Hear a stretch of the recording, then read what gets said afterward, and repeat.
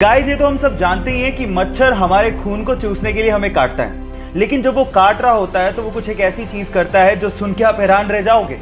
वो हमें काटने के साथ साथ हम पे सुसु भी करता है। एक रिसर्च से पता लगा है कि कोई भी ब्लड सकिंग इंसेक्ट्स हमें काटने के साथ साथ हमारे शरीर पर सुसु भी करता है, क्योंकि हमारे ब्लड से उसे न्यूट्रिशन चाहिए। लेकिन हमारे ब्लड में न्यूट्रिशन के साथ साथ बहुत मात्रा में सॉल्ट भी होता है, जिसे वो यूरिन के थ्रू फटाफट से बाहर निकाल देता है। तो अगली बार जब आपको काटे तो आप याद रखिएगा वो आप पे सुसु भी कर रहा है। So take care about it. या आप भी पहले से जानते थे? नहीं जानते तो चैट सेक्शन में लिखना मत भूलिएगा। गाइस, अगर आप राजस्थान की राजधानी जयपुर गए हैं तो आप लोगों ने हवा महल तो जरूर देखा होगा। लेकिन हवा महल के बारे में एक फैक्ट शायद आप नहीं जानते। पूरी ही दुनिया में हवा महल इकलौती ऐसी बहुमंजिला इमारत है जिसकी नींव है ही नहीं, यानी कि इतनी बड़ी बिल्डिंग बिना नींव के खड़ी है। इसके आगे की बोल की मोटाई 8 इंच है, जिसके सहारे 5 मंजिला इमारत को खड़ा किया गया है। पूरी ही दुनिया में ऐसा आर्किटेक्चर का बेहतरीन नमूना शायद ही आपको देखने को मिले, जहां पर इतनी बड़ी बिल्डिंग फ्लैट सरफेस पर सालों से खड़ी है। गाइस, इंडिया भी आर्किटेक्चर में किसी से कम नहीं है, तो इसके लिए एक लाइक तो बनता है।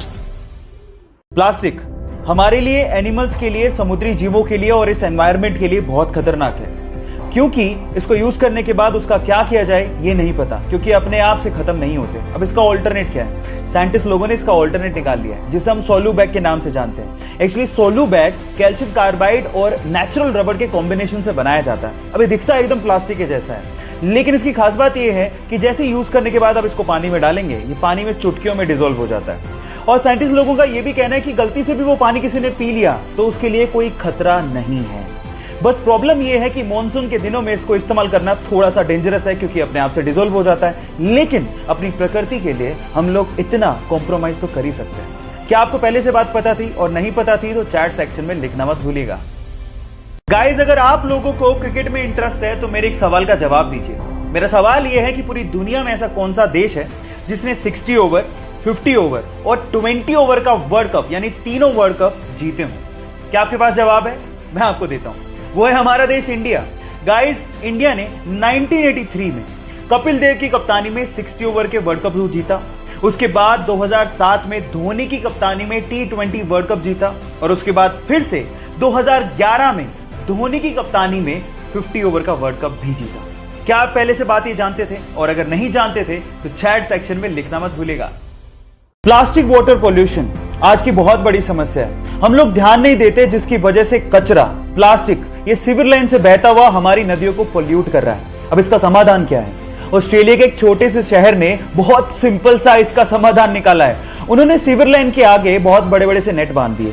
अब अगर कचरा नाले से बहता हुआ पहुंचा भी तो वो नेट में फंस जाएगा, जिससे फायदा ये होगा कि पानी तो बहता रहेगा लेकिन प्लास्टिक कभी भी नदियों तक पहुंचेगा नहीं, जिससे नदियां पोल्यूट होने से बच जाएंगी, हमारी वाइल्ड लाइफ बचेगी, एनवायरनमेंट को बचाया जा सकेगा। आपको ये आइडिया कैसा लगा और आप क्या अपने शहर में इसको इंप्लीमेंट करना चाहेंगे? चैट सेक्शन में लिखना मत भूलिएगा। गाइस, ये किसे पता था कि एक छोटा सा वायरस हमें घर बैठने पे मजबूर कर देगा?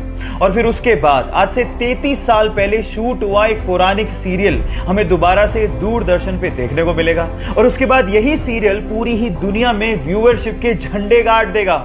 यस गाइस, ये बिल्कुल सच है। रामानंद सागर ने आज से 33 साल पहले यानी कि 1987 में रामायण सीरियल को शूट किया था, जिसे कोरोना के चक्कर में गवर्नमेंट ने दोबारा दूरदर्शन पे दिखाना शुरू किया। और 16 अप्रैल को, you can't even imagine, 7.7 crore की व्यूअरशिप के साथ इसने वर्ल्ड रिकॉर्ड बना दिया है।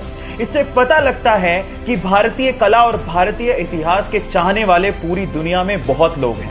क्या आपको ये बात पहले से पता थी? और नहीं पता थी तो चैट सेक्शन में लिखना मत भूलिएगा।